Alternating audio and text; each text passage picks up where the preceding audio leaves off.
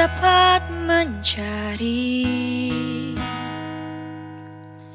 Siapakah yang dapat mengerti selain Engkau, Yesusku? Terlebih dalam Kau mengasihiku, begitu banyak ku lalui. Namun ku tahu satu hal yang pasti, kemanakah ku harus berlari? Padamu ku temukan kasih sejati.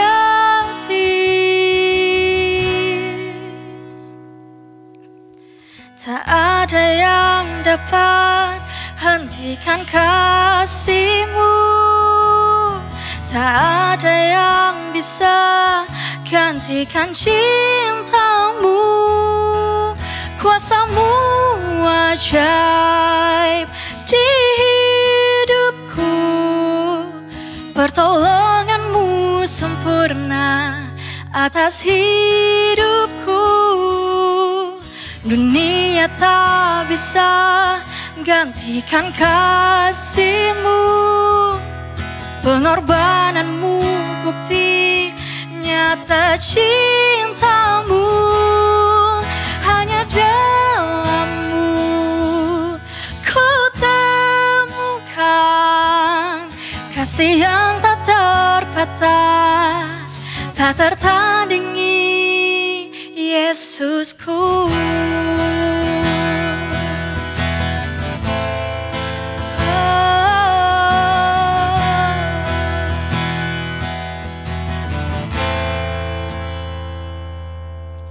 Kemana ku dapat mencari? Siapakah yang dapat mengerti selain Engkau, Yesusku? Terlebih dalam Kau mengasihiku,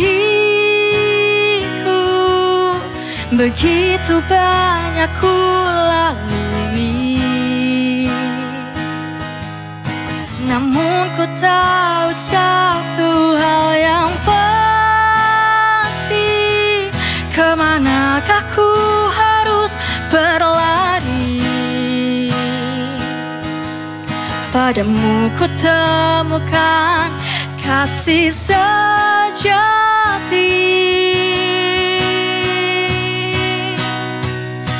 Tak ada yang dapat hentikan kasih-Mu, tak ada yang bisa gantikan cinta-Mu. Kuasa-Mu ajaib di hidupku, pertolongan-Mu sempurna atas hidupku. Dunia tak bisa gantikan kasih-Mu, pengorbanan-Mu bukti nyata cinta-Mu. Hanya dalam-Mu ku temukan kasih yang tak terbatas, tak tertandingi, Yesusku.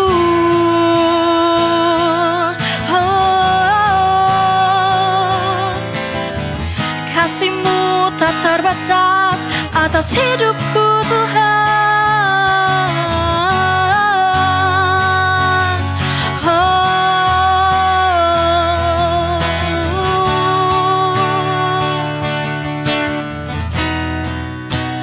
Ku sembah Engkau, Yesus, hanya Engkau, Allah di hidupku. Tiada yang lain, hanya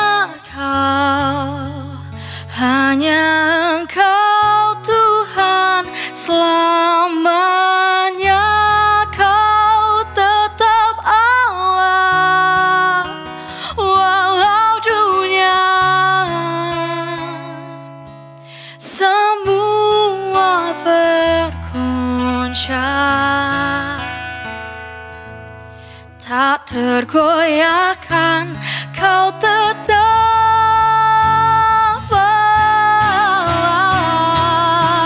ku sembah Engkau Yesus, hanya Engkau Allah di hidupku, tiada yang lain, hanya Kau, hanya Engkau Tuhan, selamanya Kau tetap Allah, walau dunia semua bergoncang, tak tergoyahkan, Kau tetap Allah, tak tergoyahkan, Kau tetap Allah, tak tergoyahkan, Kau tetap Allah.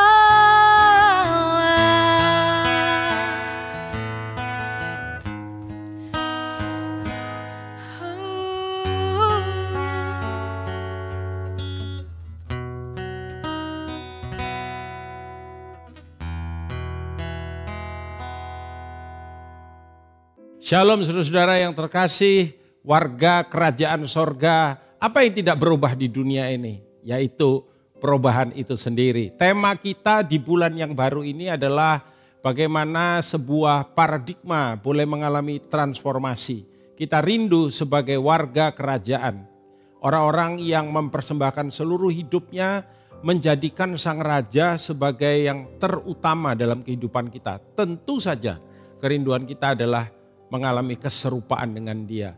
Diubahkan dari hari ke hari sehingga kemudian saudara menjadi seperti Dia sendiri, karena kita semua adalah rock, ya, representatives of Christ Kingdom. Bagaimana kita merepresentasikan Sang Raja itu di dalam kehidupan kita. Nah, firman Tuhan dalam 2 Korintus pasal 3 ayat yang ke-18 berkata, dan kita semua mencerminkan kemuliaan Tuhan dengan muka yang tidak berselubung, dan karena kemuliaan itu datangnya dari Tuhan yang adalah roh, maka kita diubah, ditransform, menjadi serupa dengan gambarnya dalam kemuliaan yang semakin besar.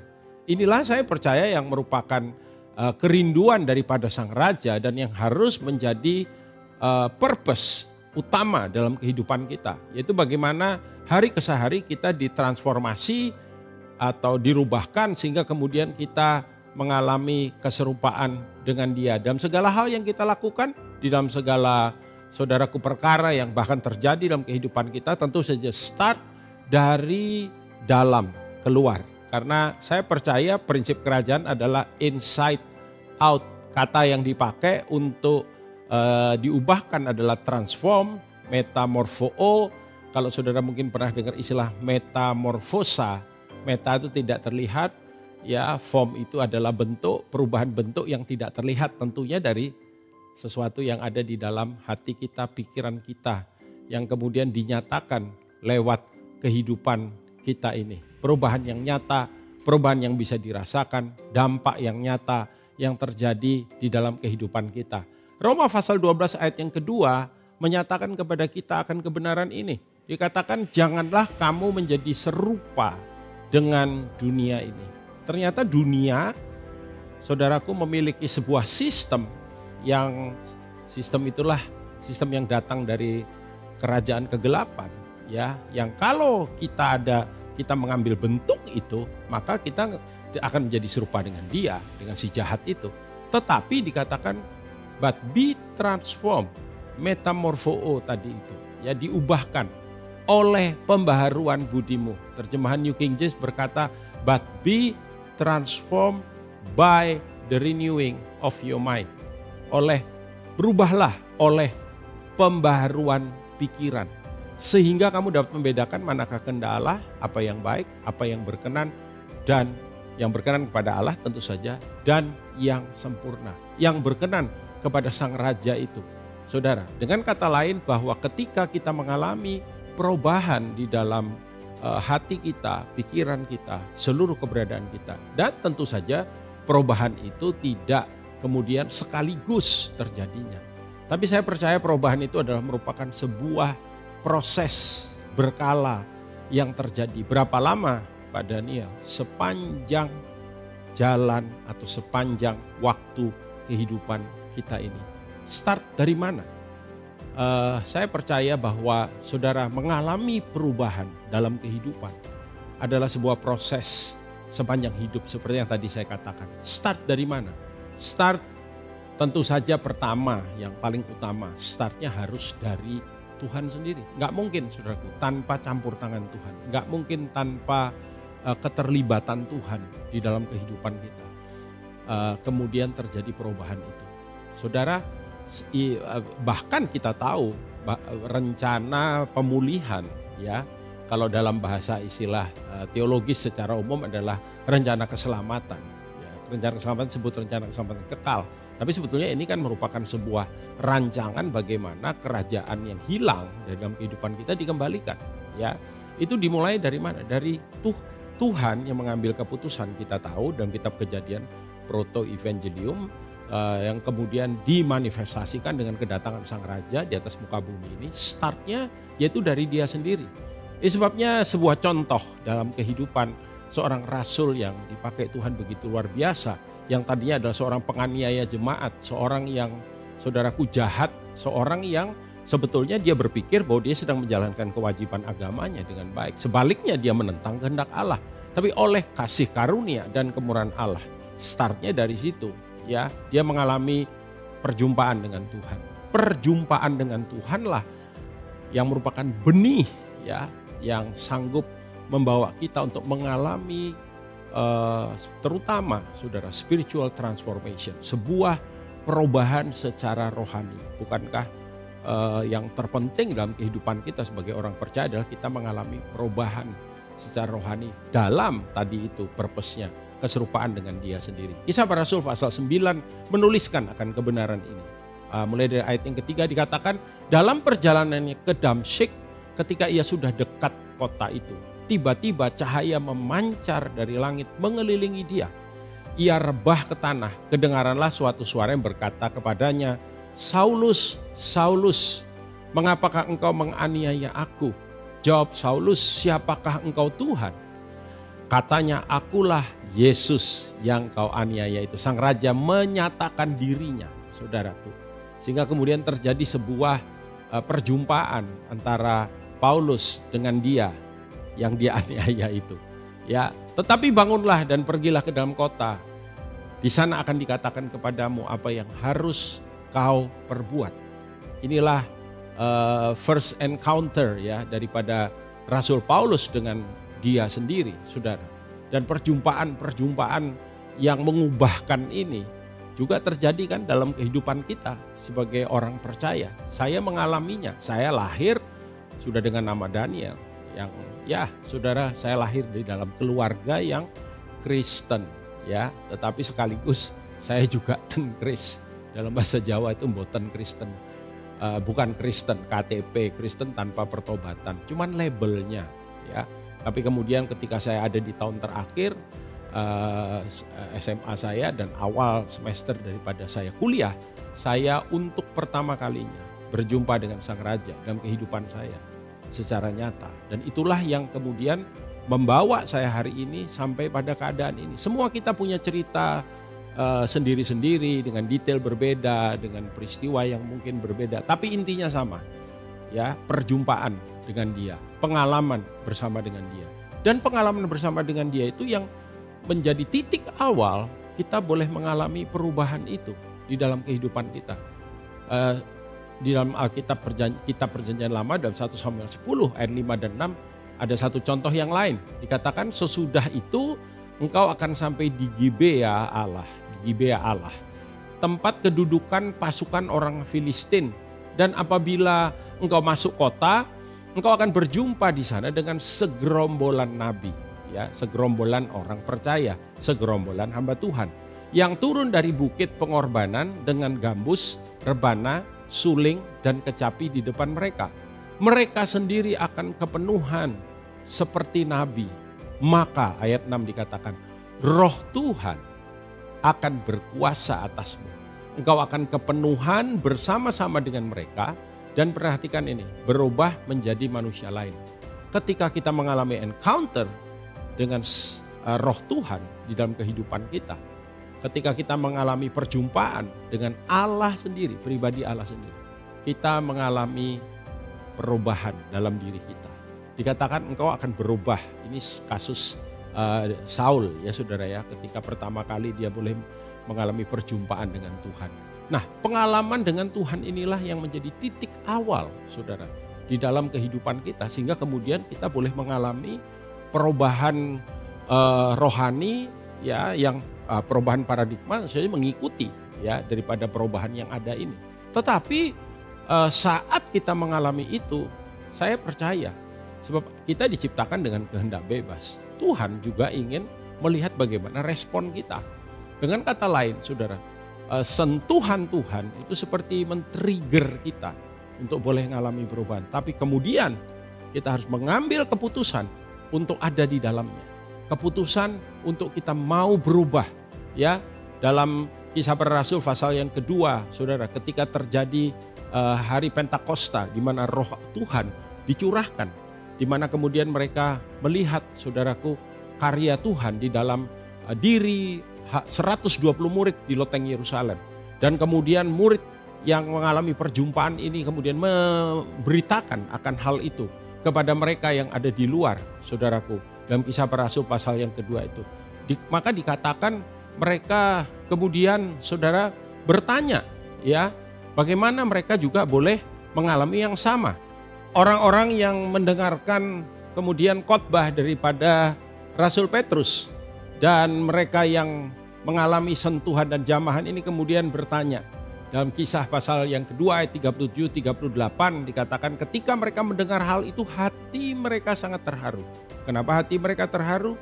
Ya karena ada jamahan daripada Tuhan dalam kehidupan mereka melalui khotbah daripada Petrus. Lalu mereka bertanya kepada Petrus dan rasul-rasul yang lain, apakah yang harus kami perbuat, saudara-saudara? Itu sebuah pertanyaan yang sebetulnya memicu respon, ya. Jawab Petrus kepada mereka, bertobatlah dan hendaklah kamu masing-masing memberi dirimu dibaptis dalam nama Yesus Kristus untuk pengampunan dosamu, maka kamu akan menerima karunia Roh Kudus. Nah, saudara lihat bagaimana Alkitab mencatat bahwa saudara diperlukan sebuah respon dari kita untuk kita boleh memulai adanya proses perubahan itu. Ya, start dari Allah, tapi kemudian proses respon daripada kita. Lompat ke ayat 41 dan ayat yang ke-42, kita melihat respon itu terjadi di dalam kehidupan mereka. Orang-orang yang menerima perkataannya itu memberi diri dibaptis. Dan pada hari itu jumlah mereka bertambah kira-kira 3.000 jiwa. Mereka, lihat berikutnya, bertekun dalam pengajaran rasul-rasul dan dalam persekutuan, dan mereka selalu berkumpul untuk memecahkan roti dan berdoa. Yes, kita membutuhkan, saudara, perjumpaan dengan Dia sebagai titik awal. Tetapi kemudian Allah memberikan kepada kita sebuah saudara, ruang untuk kemudian kita meresponi apa yang Dia, sentuhan yang Dia sudah kerjakan, perjumpaan yang Dia lakukan di dalam anugerahnya untuk kita. Itu pun terjadi di dalam kehidupan saya secara pribadi. Bagaimana kemudian kita mulai ikut beribadah, kita dibaptis, kita mulai ikut beribadah, kita mulai bertekun, dikatakan. Di dalam ada sebuah kehausan dan kelaparan rohani di dalam kehidupan kita. Dan ketika kita follow itu, mengikuti pimpinan tuntunan daripada Roh Kudus di dalam kehidupan kita, maka kemudian kita mengalami, saudara, satu perkara yang berbeda. Bagaimana cara kita melihat diri kita, cara kita melihat orang lain, cara kita melihat ibadah dan lain sebagainya jadi beda dengan sebelumnya. Kalau sebelumnya mungkin kita malas, kalau sebelumnya kita mungkin ogah-ogahan, sekalipun saya Kristen dulu. Untuk kebaktian saya harus dipaksa oleh mami saya atau dipaksa oleh papi saya. Tetapi kemudian ketika saya mengalami jamahan Tuhan dan saya mengambil keputusan untuk mengikut dia, hal itu tidak perlu terjadi lagi, bahkan dengan sendirinya. Bahkan kemudian saya lebih sering ada di gereja gitu ya daripada ada di rumah, saudara. Tapi apakah stop hanya sampai di situ? Tidak. Kita perlu kemudian juga menyadari, karena di dalam saudara perubahan rohani kemudian yang membawa kita kepada kedewasaan itu, saudara, kita harus rela untuk kita menjalani prosesnya. Ada proses pendewasaan di dalamnya. Pembaharuan pikiran itu, atau yang seringkali juga disebut dengan pembaharuan rohani itu, mengalami pendewasaan.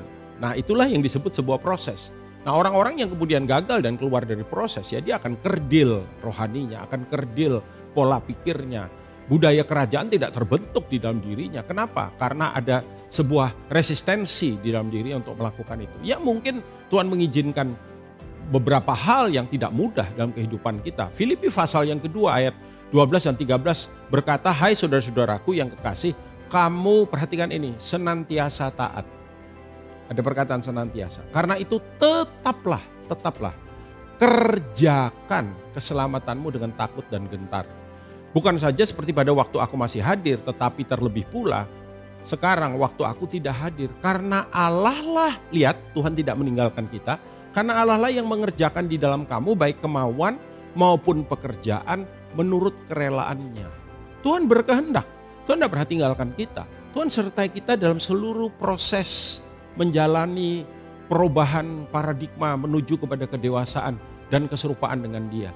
Tetapi kita harus rela dan saudaraku mau untuk menjalani prosesnya. Karena kemudian di dalam kita melakukan kehidupan berkomunitas, ya komunitas kerajaan, mungkin ada benturan, mungkin kita melihat sebuah peristiwa yang mengagetkan kita, bahkan mungkin mengecewakan kita, bahkan mungkin menyakitkan kita atau menyakiti kita. Mau nggak kita dikatakan senantiasa taat? Mau nggak kemudian kita tetap mengerjakan keselamatan itu? Kita berkata hal-hal yang seperti ini memang nggak enak buat saya, tapi ini tidak akan menghentikan langkah saya.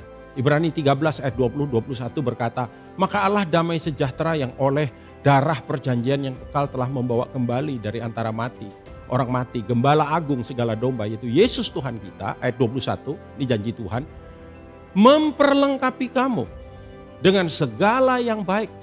Untuk apa? Melakukan kehendaknya dan mengerjakan di dalam kita apa yang berkenan kepadanya oleh Yesus Kristus. Bagi Dialah kemuliaan sampai selama-lamanya. Saudara, saya percaya dengan janji ini, semua kita yang kemudian rela menjalani proses perubahan itu, maka kita akan hari ke hari akan dibentuk. Saudara, saya melihat satu hal bahwa begini, kesukaran itu akan membantu kita, membentuk kita, dan lebih tepatnya itu memproses kita untuk mengeluarkan sebetulnya versi terbaik dari diri kita. Kisah Para Rasul pasal 24 ayat yang ke-16. Ya, Lukas mencatat, dia berkata begini, "Sebab itu Lukas yang mencatat ya, sebab itu aku senantiasa berusaha untuk hidup dengan hati nurani yang murni di hadapan Allah dan manusia." Ada perkataan berusaha, ya. Saudaraku, orang yang mengatakan ini dia sedang mengkomunikasikan kepada kita bahwa, saya ada dalam proses dan saya tidak akan menyerah, tapi saya akan terus mengerjakan dan melakukannya. Menjaga hati nurani murni di hadapan Allah dan juga di hadapan manusia. Mudahkah itu? Tidak, saudara. Tapi it is worth it. Kenapa? Karena itu akan membuat kita semakin hari, saudaraku, semakin serupa dengan Sang Raja. Dan the last but not least, saya percaya kita harus belajar untuk kita terus terbuka, untuk terus diubahkan. So life is a process, ya, but with the firm purpose. Sebuah proses dengan tujuan yang firm, yang kokoh, yang jelas. Dikatakan tadi di depan, maka gambar itu terpampang dengan jelas di hadapan kita. Saudara, ketika kita berkata, Tuhan lakukan yang Tuhan mau, kerjakan yang Tuhan inginkan. Dan saya percaya oleh penyertaan Tuhan saya pasti dimampukan. Ya, di Efesus pasal 4 ayat 21 sampai 24, ayat-ayat ini menuliskan karena kamu telah mendengar tentang Dia, mendengar dan menerima pengajaran di dalam Dia, menurut kebenaran yang nyata dalam Yesus. Gambar yang utama itu yang kita lihat, image yang utama, pribadi yang utama, yaitu bahwa kamu berhubung dengan kehidupan kamu yang dahulu harus menanggalkan manusia lama yang menemui kebinasaannya oleh nafsunya yang menyesatkan. Apa tujuannya? Ayat 23. Supaya kamu dibaharui dalam roh dan Roma 12 ayat 2 tadi, pikiranmu. Dan ayat 24, lihat ini, mengenakan. Semua ini kan our part, bagian kita. Mengenakan manusia baru yang telah diciptakan menurut kehendak Allah di dalam kebenaran dan kekudusan yang sesungguhnya. Saudara, Rasul Paulus berkata kepada jemaat di Efesus, kita harus terus mengingat ini. Ya, kenapa? Karena dengan demikian maka kita terbuka. Kita belum sempurna, tapi kita kan sedang dalam proses menuju pada kesempurnaan. Dimulai dari paradigma yang benar tentang Dia, dan kemudian kerelaan untuk kita mengambil keputusan dan mengerjakan perubahan itu. Apapun yang terjadi, saudara. Ayat yang terakhir, Kolose 3 ayat 8 sampai dengan ayat yang 10 berkata, tetapi sekarang buanglah semuanya ini. Buanglah ya. Sebuah kata aktif, saudara, yaitu marah, geram, kejahatan, fitnah, dan kata-kata kotor yang keluar dari mulutmu. Jangan lagi kamu saling mendustai, karena kamu telah menanggalkan manusia lama serta kelakuannya, dan telah mengenakan manusia baru. Yang garis bawah ini kata sangat penting, saudara. Inilah yang menunjukkan sebuah kerelaan, keterbukaan dalam diri kita untuk kita mau terus diubahkan, yang terus menerus diperbaharui. Untuk apa? Memperoleh pengetahuan yang benar menurut gambar Khaliknya. Jadi setiap hari saya menyadari, lewat proses yang Tuhan izinkan, lewat tantangan yang Tuhan izinkan, termasuk juga lewat berkat-berkatnya loh saudara. Ada 2 ujian kesukaran, ujian keberkatan. Ya, ujian kesukaran seringkali kita lulus, ujian keberkatan banyak yang gagal. Ya, saudara. Dan dikatakan ingat bahwa ini adalah sebuah proses yang tidak akan pernah berhenti. Sampai kapan? Kita nggak pernah graduation. Nanti graduationnya kalau ketemu Tuhan, saudara. Maka semuanya selesai sudah. Ya, Alkitab bilang terus menerus diperbarui. Hari ini katakan kepada diri saudara, saya mau terus menerus diperbaharui. Supaya apa? Supaya saya memperoleh gambar Khalik yang jelas itu. Image yang nyata itu. Pribadi yang ya dan amin. Raja di atas segala raja. Tuhan di atas segala Tuhan. Belah kiranya saudaraku, lewat proses yang Tuhan kerjakan dalam pikiran kita, hati kita, pikiran kita. Baru tadi pagi saya berdoa, saya berkata, Tuhan, saya minta your mind, ya. Saya minta Tuhan your heart, ya, in me, dalam saya.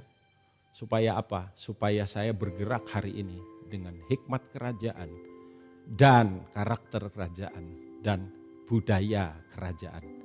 Terjadi perubahan paradigma, start dari kita dulu. Baru kemudian nanti Tuhan pakai kita untuk juga mengubahkan orang lain. Tuhan Yesus memberkati. Amin.